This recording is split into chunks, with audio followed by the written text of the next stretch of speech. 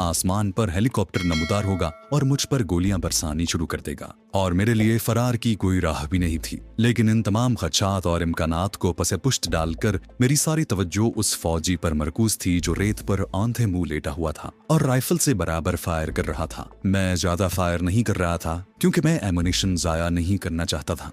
Israeli फौजी truck अपनी जगह पर खड़ा था और उसमें से मुझ पर मुसलसल फायर आ रहा था। जाहिर है ट्रक में एमुनिशन वाफिर मिकदार में होगा और जो फौजी अफसर बच गया था वो अपने सिपाही को फायर कवर दे रहा था। गोलियां मेरे दाएं बाएं से सनसनाती हुई गुजर रही थी। मैं ओट में होने की वजह से इन गोलियों से महफूज था। मैंने 2-3 फायर करने के बाद मुर्दा सिपाही के पाउच में से एमुनिशन निकाल कर राइफल के चैम्बर में दोबारा लोड किया। जो पहला यहूदी फौजी अफसर मेरी गोली का निशाना बना था वो जहां गिरा था वहां से उसने दोबारा जरा सी भी हरकत नहीं की थी। मैंने ट्रक का वहां से फरार हो जाने के इम्कान को हमेशा के लिए खत्म करने के लिए उसके एक टायर का निशाना लिया और ट्रिगर दबा दिया। 2 धमाके बैक वक्त हुए। पहला धमाका मेरी राइफल से गोली के चलने का था और दूसरा धमाका फौजी ट्रक के टायर के फटने का था। इसी तरह मैंने दूसरे टायर को भी उड़ा दिया। ट्रक एक तरफ को जरा सा झुक गया। इतनी देर में जमीन पर पड़े हुए यहूदी सिपाही ने पीछे की तरफ खिसकना शुरू कर दिया। वो अपने ट्रक में वापस जाना चाहता था मगर मैं उसे जद में लेने की कोशिश कर रहा था। 2 गोलियां मैंने उसको निशाना बनाकर फायर की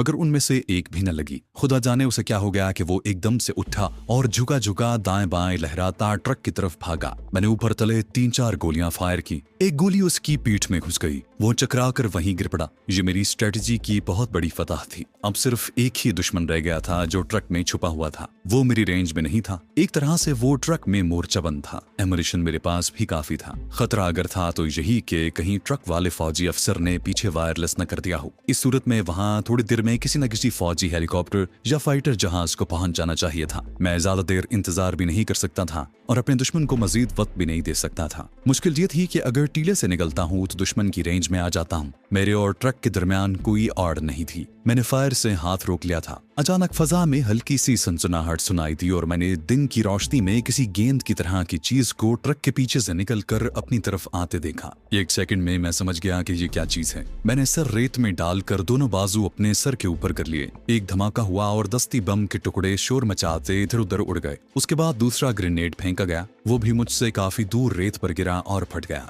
ये ग्रेनेड ट्रक में छुपा हुआ फौजी अफसर मुझ पर फेंक रहा था मगर मैं उसकी रेंज से बाहर था। मुझ तक वो हाथ से दस्ती बम फेंक कर नहीं पहुंचा सकता था। उसके लिए छोटी मार्टर तोप दरकार थी जो उसके पास नहीं थी। उसने 4 दस्ती बम फेंके। चारों फटे मगर मैं महफूज रहा। फिर कुछ देर के लिए खामोशी छा गई। मुझे एक ही फिक्र खाए जा रही थी कि इस यहूदी अफसर ने पीछे सिग्नल दे दिया होगा और अभी कोई न कोई हेलीकॉप्टर आकर मुझ पर गोलियां बरसाना शुरू कर देगा। वहां से फौजी एयरपोर्ट का फासला हेलीकॉप्टर के लिए इतना ज्यादा नहीं था। जब 15-20 मिनट खामोशी से गुजर गए और फजा में कोई जेट फाइटर या इसराइली फौजी हेलीकॉप्टर नमूदार न हुआ तो मुझे थोड़ी तसल्ली हुई कि शायद ट्रक में वायरलेस सेट नहीं है या अगर है तो एयरपोर्ट पर कोई तैयारा या हेलीकॉप्टर मौजूद नहीं है। हो सकता है बटालियन हेडक्वार्टर से हेलीकॉप्टर आ जाए। इतनी देर में मैं अपने दुश्मन को हमेशा की नींद सुला देना चाहता था। टीले की ओट से निकलते हुए भी घबरा रहा था। एक तो मैं खुली जगह पर रेंग कर आगे बढ़ते हुए नजर आ सकता था और मुझ पर ग्रेनेड फेंका जा सकता था। दूसरे मैं ये भी जानता था कि इसराइली फौजी के पास दूरबीन भी है और वो बड़ी आसानी से मुझे निशाना बना सकता है। माज पर खामोशी छा गई।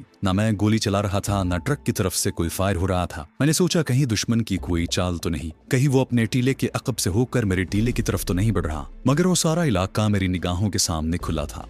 यहूदी फौजी अफसर किसी तरफ से भी आता मैं उसे देख सकता था। एक ही ख्याल से दिल परेशान था कि गमबख्त ने पीछे वायरलेस न कर दिया हो और अब इत्मीनान से अपने हेलीकॉप्टर का इंतजार कर रहा हो। ये बात मेरे हाथ में नहीं जाती थी। मुझे हेलीकॉप्टर के आने से पहले पहले इस बाकी बचे हुए यहूदी फौजी से भी निजात हासिल करनी थी ताकि मैं वहां से किसी दूसरी तरफ फरार हो सकता। ऐसी सूरत में कि दुश्मन असलहा लिए ट्रक में मौजूद हो मैं टीले की ओट से निकलकर किसी तरफ भी नहीं भाग सकता था। वो मुझे बड़ी आसानी से गोली का निशाना बना सकता था। आखिर मेरे जहन में एक तरकीब आ गई। मेरे पीछे उस यहूदी सिपाही की बेजान लाश पड़ी थी जिसको मैंने सबसे पहले हलाक किया था। मैंने उसकी खून आलूद फौजी बुशर्ट फाड़ कर उतार दी, फिर अपनी अस्पताल वाली कमीज उतार कर उसे पहना दी और उसे खींचकर टीले की चोटी पर ले गया। मैंने उसके बाजू को दबोच कर इतना ऊंचा कर दिया कि उसका सर दूर से नजर आ सकता था। उसके साथ ही मैंने इब्रानी जबान में पूरी आवाज से चिल्लाकर कहा, मैं हथियार डालता हूँ। टैंक की आवाज के साथ एक गोली आई और यहूदी की लाश का सर पाश पाश हो गया। मैंने उसे एकदम से नीचे गिरा दिया, ये तासुर देने के लिए कि गोली मुझे लगी है और मैं पीछे गिरा हूँ। उसके साथ ही मैं रेत की ढलान पर से फिसलता हुआ नीचे आ गया।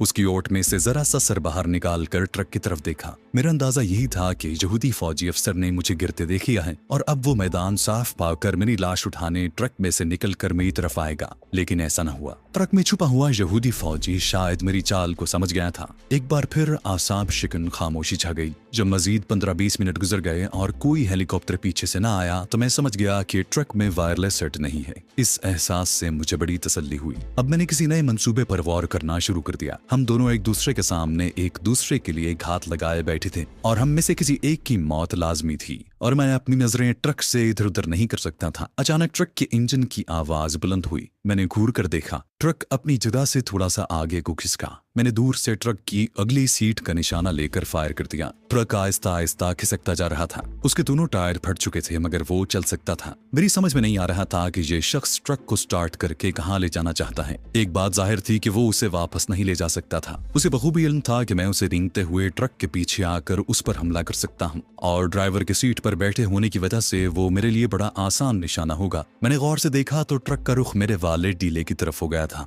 और वो आहिस्ता आहिस्ता मेरी तरफ रेंग रहा था। मैंने ड्राइवर की सीट पर 2-3 गोलियां चला दी मगर ट्रक उसी तरह रेंगता रहा। वो पथरीली जमीन पर रेंगते हुए एक तरफ से उछल रहा था। अभी जमीन पथरीली थी, वो रेत की हुदूद में दाखिल नहीं हुआ था। ये यहूदी अफसर किस लिए आ रहा है? क्या ये खुद मरना चाहता है? मैंने राइफल को फिर से लोड किया और अच्छी तरह से ट्रक को टारगेट बनाकर जमीन पर लेट गया। ट्रक में ड्राइविंग सीट की स्क्रीन टूट चुकी थी। ट्रक बराबर जूं की चाल से रेंग रहा था। इसका मतलब यही था कि यहूदी फौजी सीट पर बैठा हुआ नहीं है बल्कि नीचे सिमटा हुआ है और मेरी गोली इंजन को चीर कर उस तक नहीं पहुंच सकती थी। मैंने ट्रक के रेडिएटर को निशाना बनाकर लगातार 3 फायर किए। ट्रक रुक गया। उसके साथ ही ट्रक की खिड़की में से एक हैंड ग्रेनेड ऊपर को उछला और मुझसे थोड़े फासले पर आकर गिरा और फट गया। मैंने सर नीचे कर लिया था। अब मैं समझ गया कि अय्यार यहूदी अफसर ट्रक को मेरे करीब क्यों ला रहा था। वो अपने और मेरे दरमियान हैंड ग्रेनेड के लिए फासला कम करना चाहता था। चुनाचे गमबख्त ने थोड़ी देर के बाद मुझ पर दस्ती बम फेंकने शुरू कर दिए। मुझे सबसे बड़ा फायदा ये हासिल हुआ था कि मैं रेत के टीले की ओट में था। कोई दस्ती बम बिल्कुल मेरे सर पर आकर ही फटता तो मैं हलाक हो सकता था। मैंने भी फायरिंग तेज कर दी थी। अब मेरा निशाना ट्रक के पेट्रोल की टैंकी थी जो ट्रक के पहलू में नीचे की जानिब थी और मेरी रेंज में नहीं थी।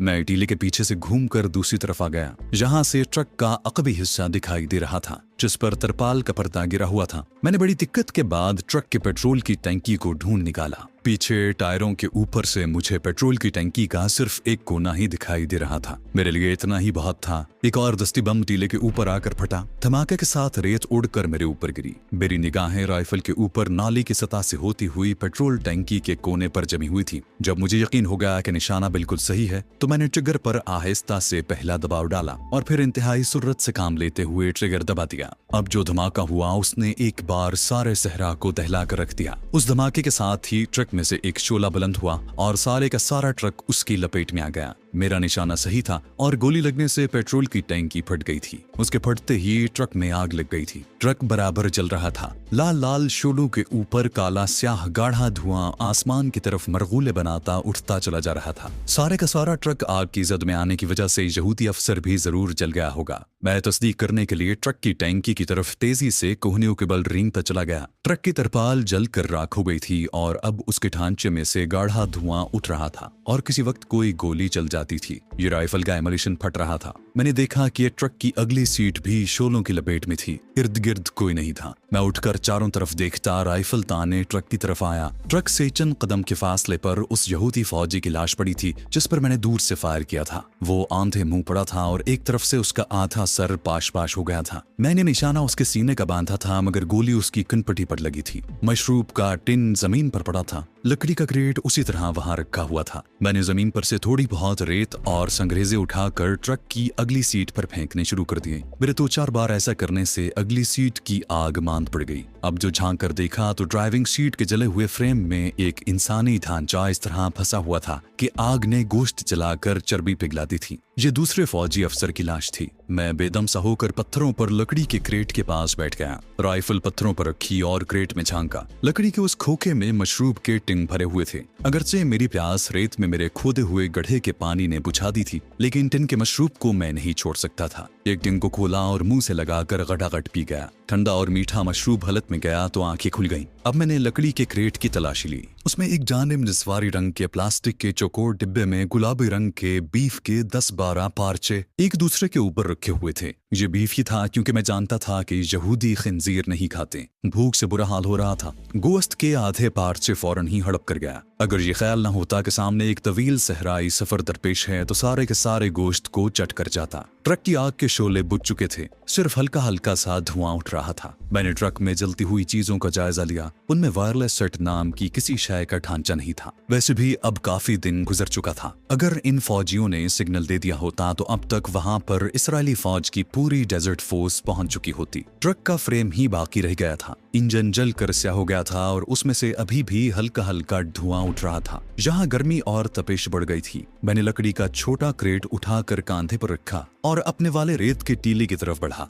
रास्ते में दोनों यहूदी सिपाहियों की लाशें सहरा के तपती रेत पर इधर उधर पड़ी थीं। अब मैंने उनकी जेबों की तलाशी ली। चमड़े के बटुओं में से मुझे कुल 50 इसराइली डॉलर मिले। च्युइंगम और शनाख्ती कार्ड मेरे किसी काम के नहीं थे। उनकी राइफलें, मैगजीन पाउच भी मेरे लिए बेकार थे। जिस यहूदी की लाश मेरे टीले की ढलवान पर पड़ी थी, उसकी तलाशी ली तो मजीद 15 डॉलर मिले। एक खत उसकी जेब में था जो मैंने पढ़े बगैर ही लाश की जेब में रहने दिया। उस लाश पर भी चूंटियां चढ़ गई थी। लकड़ी का क्रेट मैंने एक तरफ रख दिया। सूरज आहिस्ता आहिस्ता मगरिब की तरफ जा रहा था और रेत के टीले का साया अब मगरिब की तरफ से मशरिक की तरफ घूम आया था। मैं कमीज के बगैर था, सिर्फ अस्पताल वालों का धारीधार पाजामा पहना हुआ था। दूर रेत पर पड़ी लाशों में से एक लाश की पतलून और दूसरे की खाकी कमीज उतार कर पहनी, क्योंकि एक सिपाही की कमीज खून से लिथड़ी हुई थी और दूसरे की पतलून पर खून जम रहा था। एक के जूते मुझे पूरे आ गए। ये जूते अगरचे भारी थे लेकिन सहरा में चलने में बड़े काम आ सकते थे। पेट में गोश्त और ठंडा मशरूब गया तो अपने आप गलूदगी तारी होने लगी। सहरा में गर्म हवा चल रही थी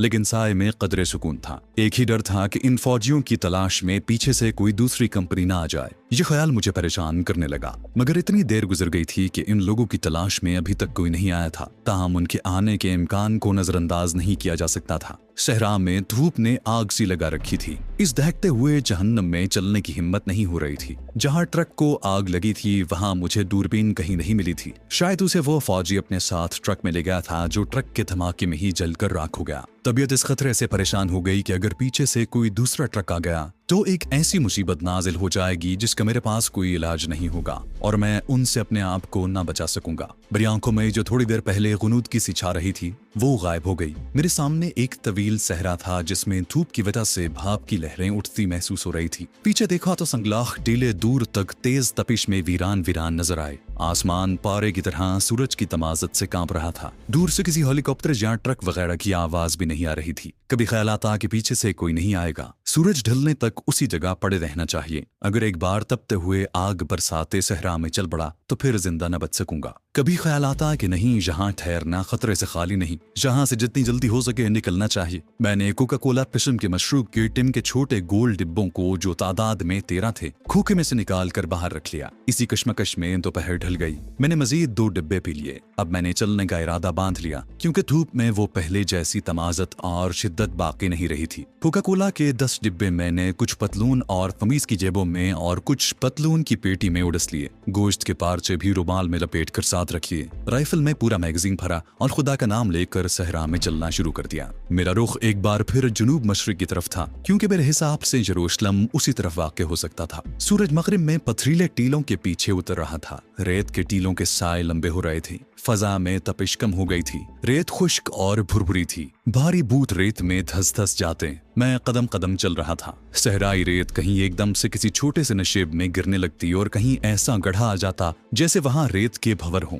जहां बाकायदा कोई रास्ता नहीं था। सहरा में बड़े बड़े अजीब शराब नजर आते हैं। मैं इन शराबों की हकीकत से वाकिफ न था। जो लोग शराब से बाखबर नहीं होते वो उनकी फरेबकारियों का शिकार होकर अपनी जान से हाथ धो बैठते हैं। धूप, गर्म हवा और रेत में मिले हुए चांदी के ज़र्रात की वजह से सहरा में कभी दूर दरिया नजर आते हैं, कभी दरख्तों के झुंड दिखाई देते हैं और कभी रेलगाड़ी दौड़ती नजर आती है। कभी किसी शहर की उल्टी इमारतें दिखाई देती हैं। आपने भी किताबों में ऐसा पढ़ा होगा कि कोई भूला भटका शख्स सहरा में मारा मारा फिर रहा था कि अचानक उसे जरा फासले पर दरिया की लहरें उछलती नजर आईं। वो उनकी तरफ दीवाना वार बढ़ने लगा और दरिया भी उसी रफ्तार से आगे आगे भागता चला गया। दूसरी जंग अजीम में जब बेंगाजी के सहराओं में पंजाबी फौज जनरल रोमेल की फौज से बरसरे पैकार थी, उनमें से कई एक का कहना है कि हमारी कंपनी सहरा में एक जगह पहुंची तो हमने देखा कि दूर सहरा में एक बहरी जहाज गुजर रहा है। हम में से कई सिपाही तो शिश्त रह गए और उन्हें भूत प्रेत का करिश्मा समझने लगे।